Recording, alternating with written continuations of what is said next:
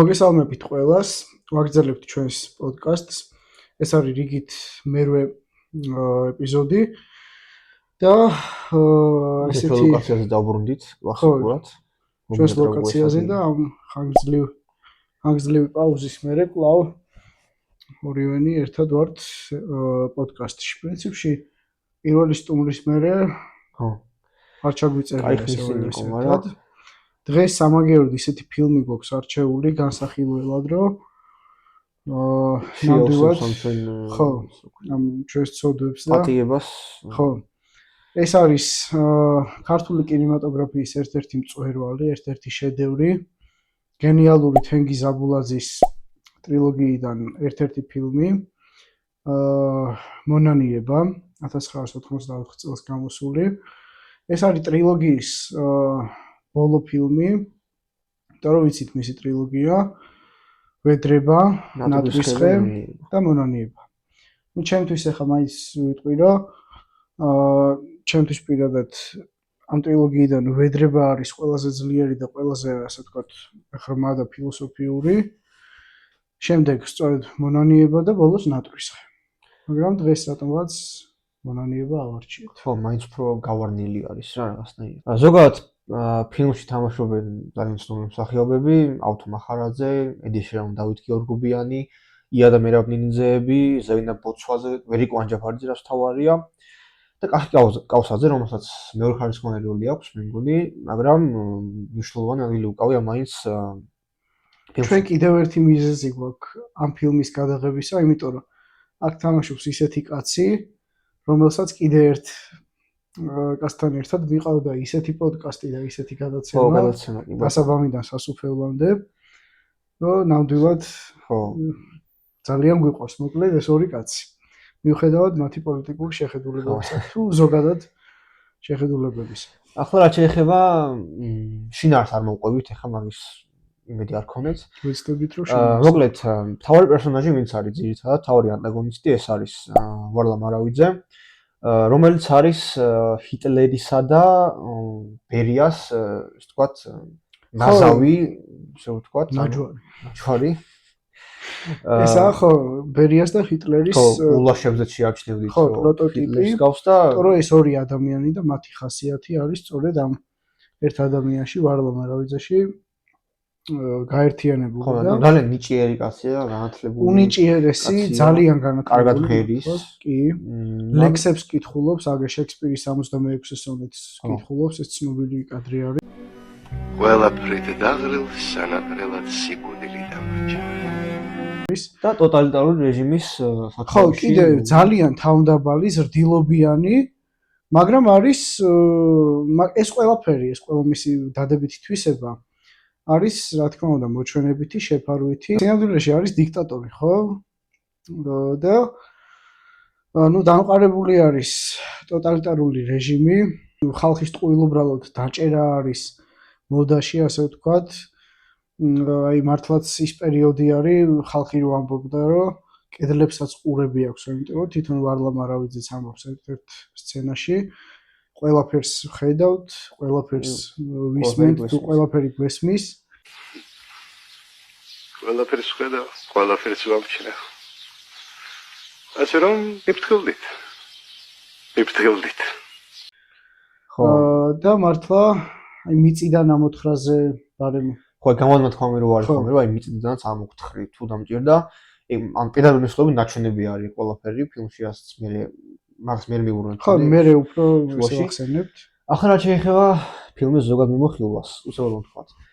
ეს ფილმი იყო აკრძალული ერთი პერიოდი, იმიტომ რომ 91-ში დაიშალა საბჭოთა კავშირი და 84-ში გადაიღეს ასე რომ ამას ხა ვერ აჩვენებდნენ ტელევიზიებით, მაშინ მაინც და მაინც, იმიტომ რომ ეს იყო ტოტალიტარული რეჟიმის გამოაშკარავება, ასე ვთქვათ და ჩვენება, ასე რომ აკრძალული იყო, თუმცა მოგვიანებით გავიდა ოსკარზე ეს ფილმი ყველა შორის, იყო ნომინირებული. ეხლა ვერ გაიმარჯვა, მაგრამ ნომინირებული იყო და საკმაოდ ამსხვრეველს იყო ჩემს ნომინირებული. და ზოგადად ხო, როგორც ვახსენებთ, ეს ფილმი არის ტოტალიტარული რეჟიმის, ვთქვათ, გამოაშკარავება დაუძახეთ უგნათუა, დაცინვა დაუძახეთ, რა ვიცი, გროტესკული ჟანრის არის მოკლედ რა არა, გროტესკული ჟანრის არ არის, უბრალოდ ნაჩვენები არის ტოტალიტარული რეჟიმის სიმძიმე და ის პერიოდი, თორე დაცინვით აქ არაფერი არ არის. დაცინვით უფრო ცისფერი მთები არის. შეიძლება. ხო, კიდე რა მინდოდა დამემატებინა ამ ტოტალიტარულ რეჟიმთან დაკავშირებით. ყველა მსგავსი ფილმი, ეხა ლოგიკურია, რომ იქნებოდა აკრძალული. ფილმი თუ წიგნი, აი ფილმებიდან თუნდაც მონანიება, მექანიკური პორტოხალი, ფილმიც და წიგნიც. წიგნები ქართულ პოეტებს რა უძალეს 1984 წიგნი ჯორჯ ორველის ცხოველების ფერმა. ანუ მაგ პერიოდში ეს მსგავსი თემატიკის წიგნები თუ ფილმები იყო შესაბამისად აკრძალული, ხო? და ცენზურა ესა და მაშინ ვინ გაუშვებდა ახლა ასეთი მეებს და მოდი დავიწყოთ ზოგადი მიმოხილვით და მე გადავიდეთ უფრო დეტალებში, ხო? დავიწყოთ ზოგადი მიმოხილვით. ნუ ფილმი იწყება ისე, რომ ვიღაც კაცი ნეკროლოგში, გაზეთში წაიკითხავს ვიღაც ვარლამ არავიძის გარდაცვალების შესახებ და ნუ ეს კაცი სხვადასხვა არის დამონებული ადამიანის სიმბოლო. დამონებული და რეჟიმს დაქვემდებარებული ადამიანის სიმბოლო, იმიტომ რომ დაინახავს, რომ აი ვარლამ არავიძე გარდაიცვალაო, ნუ შეიცხადებს, რომ ვაიმე ეს რა დაგვემართა, ტირილს დაიწყებს ეს რა კაცი დავკარგეთ და მე გვერდით არის ერთ-ერთი მთავარი პერსონაჟი რა, ქალი, ქეთევანი ხო თუ სწორად გასწავს. რომელიც აცხობს ნამცხრებს, ანუ ფირმა აქვს თუ რაღაცა პატარა ისა. რაღაც ფორმის ნამცხრები. ხო, რაღაც ლამაზ ნამცხრებს თუ ტორტებს აცხობს და რო შეეკითხება, რომ ვინ გარდაიცვალა ასეთიო, ნუ ეს არაფერს არ ეტყვის, თვითონ ნახავს ეს ქეთევანი გაზეთში, რომ წერია ვარლამ არავიძე გარდაიცვალაო და სწორედ აქედან იწყება ქეთევანის მთელი მოგონება არის ეს ფილმი. წარსულის, ანუ როცა გაიხსენა ქეთევანმა ეს წარსული და სინამდვილეში ვინ იყო ვარლამ არავიძე. დასაწყისში უნდა მიაქციოთ ყურადღება, ცნობილი სცენა არის, ვიღაც ლიდერი რო ლაპარაკობს, რო ყვირის გამოდის მიკროფონში საუბრობს და თან კორპუსის ერთ-ერთ აივანზე დგას და ქუჩაში არის სრული არეულობა. ნუ იქ რაღაც წყლის მილი გასკდება, იქ ზოგი დედა ფანჯარას მიხურავს, რომ ამ კაცის ხმა გაიგონონ. ამ კაცს არავინ არ უსმეს, ამ ლიდერს და ნუ ესეც ერთგვარი დაცინვა არის პრინციპში, ხო, რომ აი ხმაური არის, აი დაბინდული გონების და რაღაცა მოკლედ განუკითხაობა არის სრული. ეს ხმაურის და ეს გაუცხოებული ხალხიც რაღაც ტოტალიტარული რეჟიმის სიმბოლო არის, ხო? ახლა რაც შეეხება ამ თავარი კვანძი თუ რაც გენ დაუძახეთ, რამაც გამოიწვია დიდი არეულობა, ეს იყო ეხლა რო ახსენეთ ქეთევანი, ქალი, რომელმაც რამდენჯერმე ამოთხარა ვარლამ არავიძის საფლავიდან და მიზეზი თუ რა იყო ამოთხრის, ეს არის რომ ეს ბოროტება და ეს საშინელი ადამიანები და ამდენი დანაშაული არ უნდა დაივიწყოს ხალხმა და ასე მიწას არ უნდა მიაბაროს უბრალოდ და ანუ ვითომ არ იმსახურებსო ვარლამ არავიძე დასაფლავებასო. და ეს იყო მიზეზი, მაგრამ ამის გამო დაიჭერენ მას, ჯერ აი თორნიკი გამოიჭერს, აი ვარლამ არავიძის შვილი, მერაბნინიძე თამაშობს მაგ როლს. სასამართლო დაინიშნება. სხვათა შორის მერაბნინიძე თამაშობს თორნიკეს როლს და თორნიკეს დედის როლს თამაშობს მერაბნინიძის და. ოღონდ ისე არის ეს ორი პერსონაჟი ასაკს შორის, ანუ ისეთი სხვაობა არის და ისეთი გრიმი უსვია ამ პიანინიძეს, რომ ვერ მიხვდები, რომ საერთოდ და ვარლამს დააბას ერთადერთი კაცი თამაშობს თან. ხო და იქნება სასამართლო.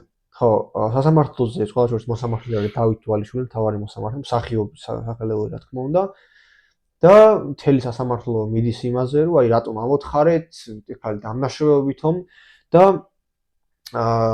თავარი ის თქვა ამ ჭალებში სამართლის დამამყარებელი კაცი არის აბელ არავიძე, ვარლამ არავიძის შვილი, რომელიც მოითხოვს რომ ეს ხალი დაესაჯოს, იმიტომ რომ ვითომ მამამისი არ იმსახურებს ასეთ მოქცევას, მაგრამ სიამდვილეში იცავს მამამისის სახელს. ხო, მიუხედავად იმისა, რომ მამამისი იყო საშინელი ადამიანი, ის მაინც ოჯახურ ღირსებას იცავს. ეხა მამაზე, მithometes ყუდარ მამაზე რო ეხა ვიღაცამ თქვას, ცუდი კაცი იყო, მე მგონი, ეხა უბრალოდ ისე მოიჩვენება ხალხს, ხო რაღაცა. მოდი თვითონ რახან აბელი ახსენე. ძალიან შინაარსში მოგადავალთ. თვითონ აბელის პერსონაჟზე ვისაუბროთ. ძალიან კაი განვითარება აქვს ამ პერსონაჟს და მთელი ფილმი ის ებრძვის ორ რამეს ერთდროულად, ასე ვთქვათ, სიმართლეს და ოჯახის ერთგულებას შორის მიმდინარეობს მის თავში, მის გონებაში ბრძოლა. ნუ თავიდან, რა თქმა უნდა, ოჯახის ერთგულებას და მამამისის სახელს იცავს და ნუ ბოლოს უკვე გარკვეული მიზეზების გამო და ბარემ ვახსენოთ რა მიზეზებიცაა. ნუ იმ დონეზე იცავს აბელი მამამისის სახელს, იმ დონეზე კარგავს უკვე ადამიანობას აი ამ დაცვაში. რომ აი ეს დაკარგული ადამიანობა აბელის შვილს თორნიკეს მიიყვანს თვითმკვლელობამდე, სუიციდამდე. ნუ ის თავს მოიკლავს ვარლამის ნაჩუქარი თოფით, რასაც კიდე ახსნით, ზუსტად რატო მაინც და მაინც ვარლამის ნაჩუქარი თოფით და სწორედ აი ეს საშინელი ფაქტი დაანახებს, ასე ვთქვათ, სიმართლეს აბელს და შემდეგ ხო, მე ხე ბოლოსკენ ვარ გადავიდეთ, მაქანე მოდი ერთ-ერთი მთავარი პერსონაჟი, თუ მთავარი არა, სანდრო ბარათელი, რომელიც რეალობაში იყო სანდრო ახმეტელი თუ არ ვცდები, მეგონი ეგეთი გვარი ქონდა. რეალობაში არა, უბრალოდ პროტოტიპია. ხო, პროტოტიპია, ანუ რეალურად განასახიერებს სანდრო ახმეტელს, სანდრო ბარათელი. დავით გერგოვანის შესრულებით. ეს არის შემოქმედი ადამიანი, მხატვარია თუ არ ვცდები, ნიჭიერი კაცია საკმაოდ, განათლებული კაცია და ის ხვდება, რომ ეს რეჟიმი არის დამღუპველი და ებრძვის ამ რეჟიმს. სწორედ ამიტომ ყველანაირი მიზეზის გამო, ყველანაირი მტკიცებულებების გამო დაიჭერენ სანდრო ბარათელს, უბრალოდ იმიტომ რომ საფრთხე არის რეჟიმისთვის, ასე ჩათვალა აბელმა. იმიტომ რომ სიმართლეს ხედავს, სწორად აზროვნებს და შესაბამისად საფრთხეს. ვინც ხარ სამომირებს, მოკლედ იმას იჭერენ, ხა იგი ცნობილია ამბავი არის, სუმასი იყო ეგ ქვეყნებში. დაიჭერენ და ეს ხო რამდენიმე სცენა არის, მე ერთ-ერთი არის ხელებით თუ არ ჩამოყიდებული სანდრო. ჯერ თავიდან დაესიზმრება, ღამე დაესიზმრება, რომ ეგ და მაგის ცოლი გარბიან სადღაცას, რაღაც ისეთი სიურრეალისტური კადრები არის, რაღაცნაირი არასასიამოვნო მუსიკა ახლავს თან და იმალებიან მიწაში. ნუ ბოლოს უკვე რო გარბიან, ეს ვარლამ არავიძე მანქანით მიყვება თან რა. არა როგორც მანქანით. და ნუ ბოლოს მიწაში დაიმალებიან რა, ნუ ასე ვთქვათ, დაიმარხავენ თავს, მაგრამ იქვე ახლოს არის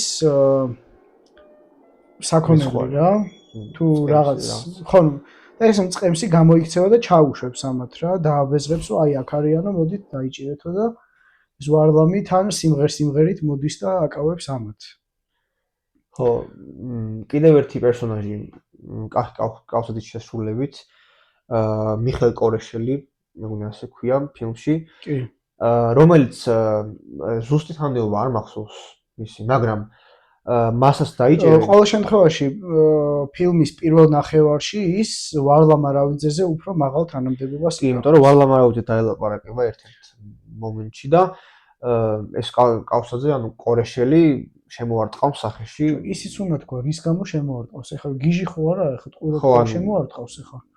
მოღალატე არა. კი არა და ვაიმე. სანდრო ახმეტელზე, ნუ ეხლა როცა სანდრო ბარათელს როცა დაიჭერს ვარლამი, მერე მიდის თავისი უფროსი არის მგონი ეს კახი კავსაძე კორეშელი და ეტყვის ამ კორეშელს რომ ნუ ეს დავიჭირეთო უკვე ეს სანდრო ბარათელიო, იმიტომ რომ მტერიაო ჩვენიო. და ვინ არისო მტერიო? არაფერი არ დაუშავებიო და შემოარტყავს და ვინ არის მტერი? ვინ არის მტერი? ეს ვარლამი არ ეტყვის არაფერს, მაგრამ გაუკეთებს რამდენიმე ხნის მერე დაიჭერს, ასე ვთქვათ. როცა მოვა უკვე სათავეში, დაიჭერს და ამ კაცს მიიყვანენ გაგიჟებამდე. აი ერთ-ერთი კადრი რო არის, რო ელაპარაკება კორეშელი სანდროს. ხო, ბახში რო საუბრობ. შეშლილი არის მოკლედ რა, ფაქტობრივად ჭკვიანაში არის შეშლილი და რაღაცა არხების აფეთქებაზე ლაპარაკობს. ვითომ გეგმავენო არხებს აფეთქებას. ეს რა თქმა უნდა შეთხზული რაღაცა ის არის მთავრობის მიერ რა. ხო, რა თქმა უნდა, მოგონილი არის მისი ბოდვა და ხო, ფსიქიკურად შეიშალა რა. თეთრები აცვია თუ არ ვსწორებ. ხო, ნამუშევრად რა აცვია ხო. ფსიქიკურადაა შეშლილი ეს კორეშელი უკვე. გადავიდეთ ახლა თორნიკეს პერსონაჟზე. თორნიკე არის როგორც უკვე ვთქვი, ვარლამის შვილიშვილი, ესე იგი აბელის შვილი. თორნიკე, რომელიც მთელი ფილმის დასაწყისში მგონია, რომ ისიც რეჟიმს დამორჩილებული ვერ იქნება, იმიტომ რომ რეჟიმის ლიდერის შვილიშვილია. უბრალოდ ფილმის დასაწყისში ისეთი თვისებები აქვს, რომ გვეგონება, რომ ბაბუის სახელს იცავს და ასეცაა, იმიტომ რომ იქ ამოთხრის დროს სწორედ თორნიკე დაიჭერს იმ ქურდს თუ იმ ქეთევას, ხო და დაარტყავს კიდეც მგონი ეს თორნიკე და მაგრამ დროთა განმავლობაში მე ვიგებთ, რომ თორნიკე არის კიდევ ერთი ადამიანი იმ უმცირესობისა, რომელიც ხედავს სიმართლეს. მე მივხვდი თორნიკე, რომ ქეთევანი მართალი იყო. ხო, მიუხედავად იმისა, რომ თორნიკე არის ვარლამის შვილიშვილი, ანუ ბაბუა არის, ხო, იმისთვის. მაინც ხედავს სიმართლეს და ვარლამის ბოროტებას და ამ მანკიერ თვისებებს თუ მის ასეთ მძიმე წარსულს რეალურად აფასებს, მაგრამ თავიდან უჭირს ამის მშობლებისთვის თქმა.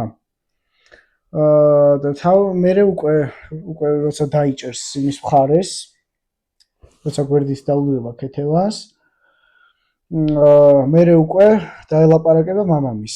ერთი სცენა არის უკვე ბოლოსკენ. იქ აბელს ყავს სტუმრების სახლში და ეს თორნიკე ატეხავს ერთ ამბავს, გამოიყვანს მამამის და დედამის ცალკე ოთახში. ბონიემის ცნობილი სიმღერის ფონზე ხდება ეს მათი საუბარი და ნუ თორნიკე უკვე ძალიან გაბრაზებული არის და ეუბნება მამამის, რომ აი ოჯახის ერთგულებას ჯობს, რომ დაინახოს სიმართლეო. ხო და ნუ ამ საუბარში ძალიან დაუკრეფელში გადავა თორნიკე, მაგრამ სიმართლეს ეუბნება, რა თქმა უნდა. და წამოსწდება, რომ შენ კაცი არ ყოფილხარო რა მამამის ზეთყვის. აბელს. შენ კაცი არ ყოფილხარ.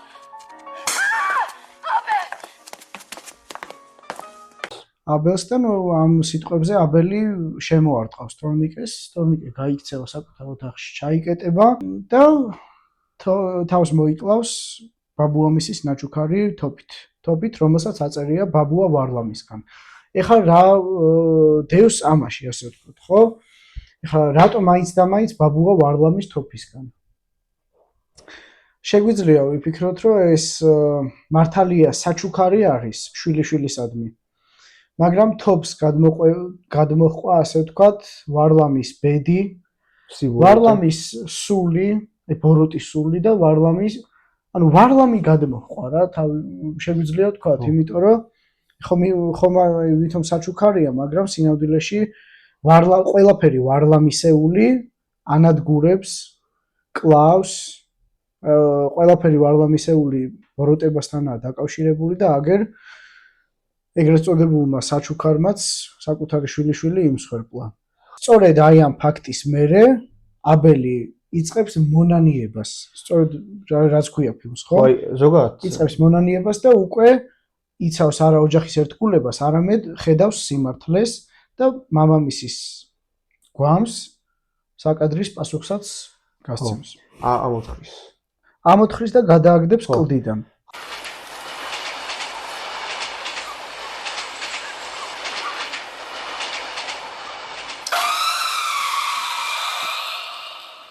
ხო და მაგამდე სამივალთ ახლა მონანიების სცენა. სამწუხაროა და ეს ხშირად ხდება, რომ ადამიანების სიკვდილის მეუხდებიან ხოლმე მარტო რომ შემეშალა და ეს მართალი ყოფილა. ანუ თორნიკემ სანათავი არ მოიკლა, მაგამდე აბელი ვერ მიხვდა რომ მართალი იყო ის ბიჭი.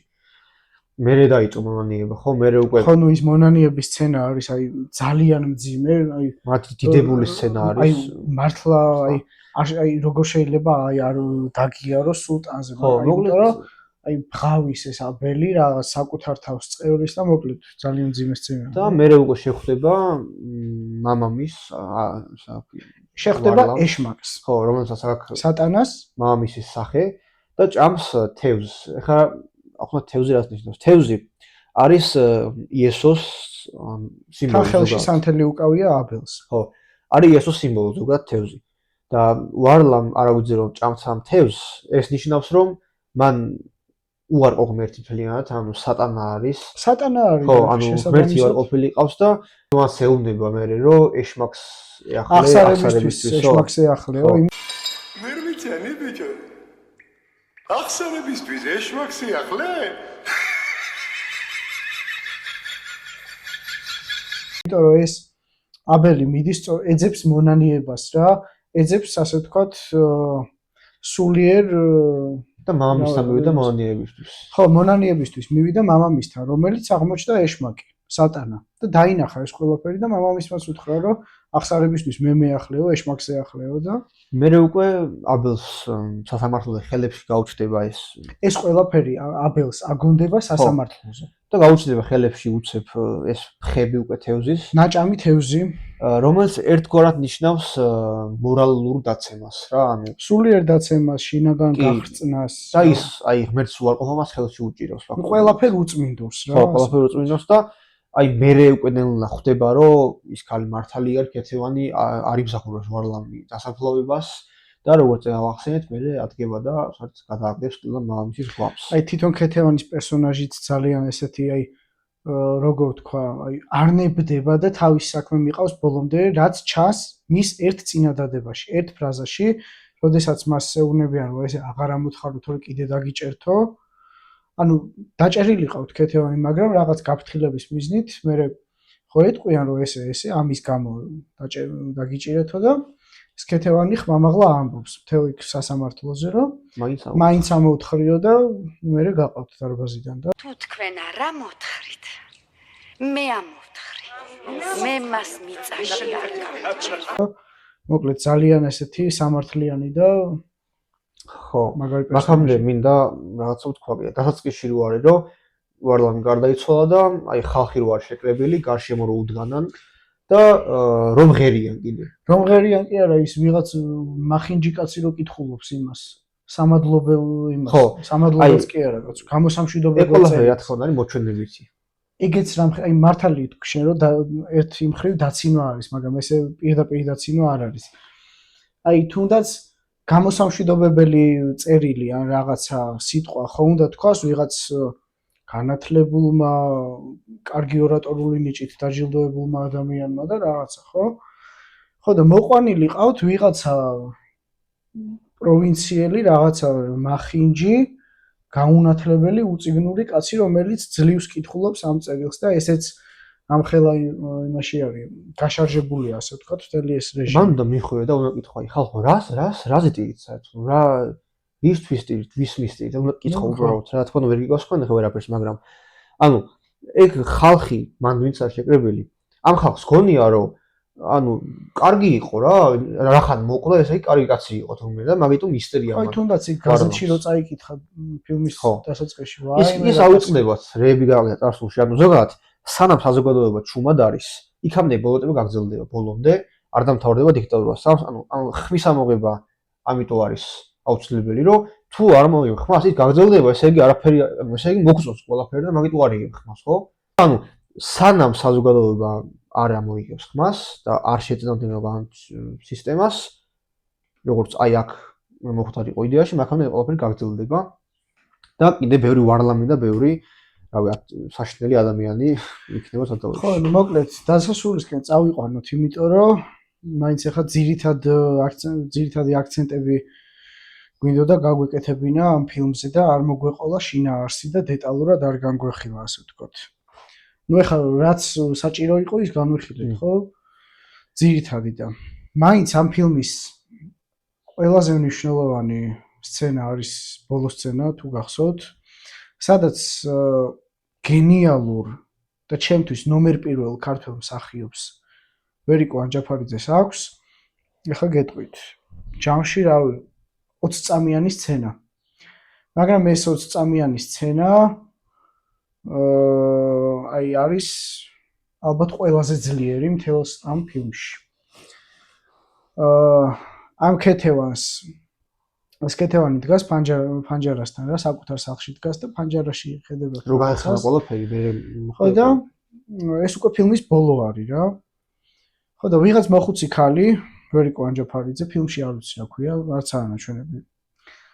ამოდის და ეკითხება, რომ ეს გზაო ეხა სადაც მივდივარო, ტაძრამდე მიმიყვანსო? ეს ქეთევანი პასუხობს, რომ ეს ვარლამის ქუჩა არისო.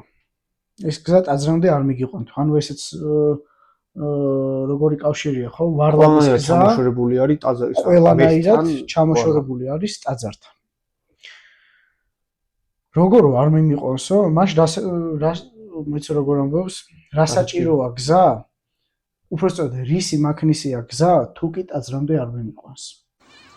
რის მაქნისია გზა, თუ კი ტაძართან არ მიმიყვანს. ამას იტყვის და გააგრძელებს გზას. ასე მთავრდება ეს ფილმი და ნუ რა ვიცი, ვერი კვანჯაფარიძე კიდევ ერთხელ აგვირგვინებს ამ ფილმს. თავისი გენიალური ტექსტით. ეს იყო ამ ფილმის მთავარი აზრი და სწორედ ეს სიტყვები, ხო, რისი მაქნისია გზა, თუ კი ტაძრამდე არ მიმიყვანს. ეს არის ამ ფილმის მთავარი სათქმელი, რომელსაც ებრძოდა მთელი ეს ტოტალიტარული რეჟიმი, ყველაფერს წმინდას, ყველაფერს კარგს და ყველაფერს ქრისტიანულს. მე იქ ერთი კადრი გამოგჭა კიდევ ეკლესიაში რაღაც მექანიზმები რო არის დამონტაჟებული, რაღაც მოსასმენი აპარატურა თუ რაღაც მოწყობილობები. ხო, ნუ აი ნათლად ასახავს ეს ფილმი, როგორ ებრძოდა ეკლესიას და რელიგიას. საბჭოთა კავშირი რა. ტოტალიტარული რეჟიმი. ხო, არ საბჭოთა კავშირი. ხო. სულ ეს იყო ეს ფილმი, მონანიება. ხო, ქართულ ფილმებში რაღაც ძალიან კაი განსახილველი არის. კი, ხოლმე აი ყველა ქართული ფილმი. ხო, ან ფისფერი თემის მე სამომეწონა რომ უყურე თავიდან ხელახლა და ქართულ ფილმებში მე საუკეთესო განსახილველი არის და იმედია კიდე არა და კიდე ბევრს გადავიდეთ რა თქმა უნდა ქართულ ფილმებში, მაგრამ დავუბრუნდეთ ცოტა ხანი. ხო, არის ფიქრობ რომ ეხა რახან ორნი ვართ დღესაც და წინაზე ვაფშე სამნი ვიყავით, ხო? მართალია აი ამის წინ მე დავდე მარტო და გითხარით კიდეც რომ ეს კიდე უფრო ახალი ხო, მეც გადავიღე რუბრიკა გვექნებოდა. ხო. ვიფლეში გადავიღე, ხო? ხო და არ გეგონათ რომ რახან ერთად ვართ და ისევ ქართულ ფილმს ვიღებთ განხილვას გადმოვერთეთ ქართულზე. არა, რა თქმა უნდა პერიოდულად გვექნება ხან ქართული, ხან ფრანგული, ხან იტალიური, ხან ჰოლივუდის ფილმი და ასე რა, სტუმრებიც გვეყოლება. სტუმრები ვერ მოვიყოლით რა. ხო, შემდეგში ვიყოლება სტუმარი. ალბათ. ვეცდებით რომ გვეყოლოს. ხო, ხა მე ალბათ სტუმარი შემდეგ ერთ სოლო ვიდეოს გადავიღებ, ალბათ მეც რაღაცას განვიხილო მოკლედ და მე უკვე სტუმარი უნდა ყოლოს აუცილებლად უკვე, რომ სტუმრიანი რეალიზაცია მოეწონა ხას ყველაზე მეტად. ჩვენ იმას ვაფშე არ ხს. ხო, რა თქმა უნდა, სიახლე არის და უფრო საინტერესო გამოდის, ხო? თან რაც უფრო კარგი მოსაუბრეა სტუმარი, მით უკეთესი არის გადაცემა. დიდი მადლობა. დაგვიყვებით და ელოდეთ ახალ ვიდეოებს. იმედია მოგეწონათ დღევანდელი განხილვა. აბა დროებით და ველოდეთ. ნახოთ. Thank